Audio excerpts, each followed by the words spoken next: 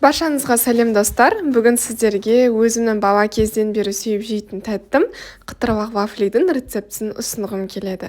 Бұл вафлиді дайындау үшін арнайы вафельница қажет. Егер сіздерде сондай вафельница болса, менімен бірге дайындауға шақырамын. Видеоны міндетті түрде соңына дейін қараңыздар. Өте керемет дәмді болып шығады. Сіздерге ұнайтынына кепілдік берем. Сіздермен Гүлжанат. Вафлиді дайындау үшін бізге қажет құрамдар: ұн қажет, қант қажет, және де 5 жұмыртқа, бөлме температурасындағы сары май. Барын құрамын видеоның астына қалдырамын. Жұмсақ сары майдың үстіне аз-аздан қантты сала отырып, миксермен араластырамыз. Шамамен 3 минут өткенше араластырамыз. Біздің сары майымыз ағарып, қантымыз кішкене болсын еруі керек. Одан соң 5 жұмыртқа саламыз. Егер сіз миксермен емес, венчикпен араластыратын болсаңыз, онда жұмыртқаны бірден салып араластыру қажет болады.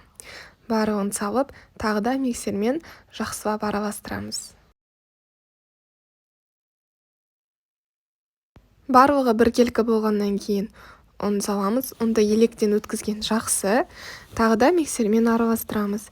Ешқандай да қопсытқыш, ас содасын салып қажет емес. Тек қана ең соңында шым-шым корица немесе ванилин салуларыңызға болады. Вафельницаны жақсылап қыздырамыз. Менде бұл вафельницаға 40 жыл болды, сол себептен де сарғыш жерлеріне мән бермесеңіздер де болады. Жауып, қызғанын күтеміз. Осылай қызарғанша ұстаймыз. Алып, трубочкаға орасаңыздар болады. Мен қолмен ораймын.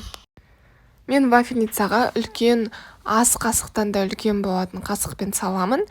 Бір ғана қасығын салам. Сіздерге 2 ас қасық салуға немесе 1 ас қасық салуға кеңес етемін.